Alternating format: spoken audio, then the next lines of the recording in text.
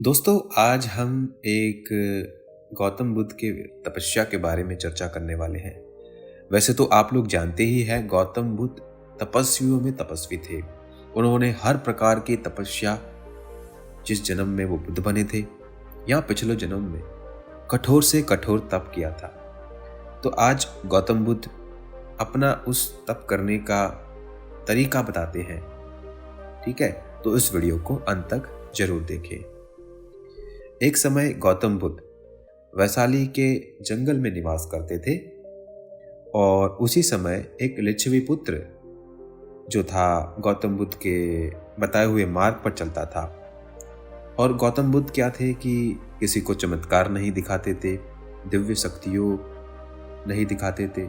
तो उसके कारण उसे लगता है कि गौतम बुद्ध सिर्फ तार्किक बात करते हैं, तो वह उनका मार्ग छोड़ देता है और वैशाली नगर में सबको जा जाकर कहता है कि गौतम बुद्ध के पास कोई दिव्य शक्तियां नहीं है।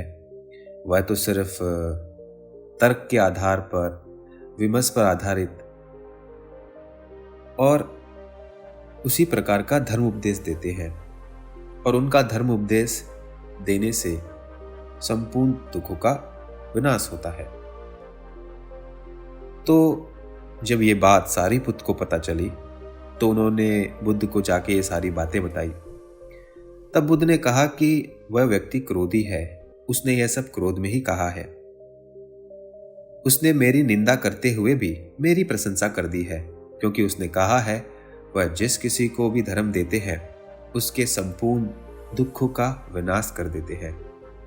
तब गौतम बुद्ध कहते हैं कि उन्हें हर प्रकार के लोगों की जानकारी है।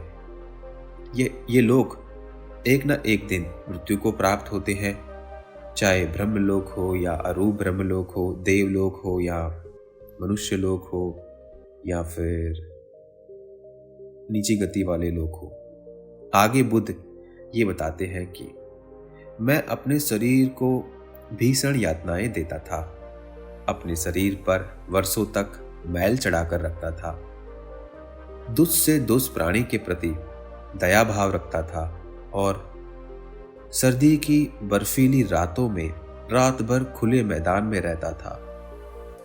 मैं शमशान में मुर्दों की हड्डियों का तकिया बनाकर सोता था। उस समय कुछ चरहावे गौतम बुद्ध पे आकर थूकते थे, मूत्र करते थे, धूल फेंकते थे, यहां तक कि कानों में सींग भी डाल देते थे, परंतु फिर भी गौतम बुद्ध ने दया का मार्ग नहीं छोड़ा। फिर बुद्ध आगे कहते हैं, कोई ऐसा सोचे कि आहार से शुद्धि होती है, तब वे कहते हैं कि मैं बेर, मूंग, तिल अथवा चावल से बने हुए आहार ही ग्रहण करने लगा। मैं इनमें से एक ही वस्तु एक ही समय पर ग्रहण करता था। इसके फलस्वरूप मेरा शरीर अत्यंत दुर्बल पतला हो गया। मेरे अंग प्रत्यंग मानो ऐसे हो गए जैसे किसी 80 वर्ष के बूढ़े के हो। मेरे कूले ऊंट के पांव के समान हो गए, मेरी पीठ के कांटे रस्सी के गांठ के समान हो गए, मेरी पसलियां पुरानी इमारत की खिसकी हुई कड़ियों के नाई हो गई। मैं जब अपने पेट के चमड़े को पकड़ता तो पीठ का कांटा हाथ में आ जाता, और जब पीठ का कांटा पकड़ता तो पेट का चमड़ा हाथ में आ जाता। मेरा पेट का चमड़ा पीठ के कांटे से सटा हुआ था। फिर बुद्ध कहते हैं कि इतनी कठोर तपस्या के बाद भी मुझे उत्तम मनुष्य धर्म यानी सच्चे ज्ञान की प्राप्ति नहीं हुई। उसका कारण बुद्ध कहते हैं कि मुझ में वो प्रज्ञा नहीं आई जो मुझे निर्वाण की ओर ले जाए, मेरे दुखों का विनाश कर दे। दोस्तों, जो बुद्ध का मार्ग है, बुद्ध कहते हैं सील, समाधि और प्रज्ञा। सील में अपने आचरणों को सही करो, सत्य बोलो, व्यभिचार नहीं करो, ब्रह्मचर्य का पालन करो और चोरी नहीं करो, नशा पता नहीं करो। जब आप ये सब चीजें करते हैं तो आपका मन शुद्ध होता है और शुद्ध मन से समाधि में सहायता मिलती है। जब आप समाधि में उतरते हैं तो आपको धीरे धीरे एक साम्यक दृष्टि की प्रज्ञा उत्पन्न हो जाती है और वही आपके संपूर्ण दुखों का नाश करती है। इसके लिए ना ही आपको कठोर तपस्या करने की जरूरत है। बस तीनों को मजबूत करने के लिए आपको तपस्या करनी चाहिए।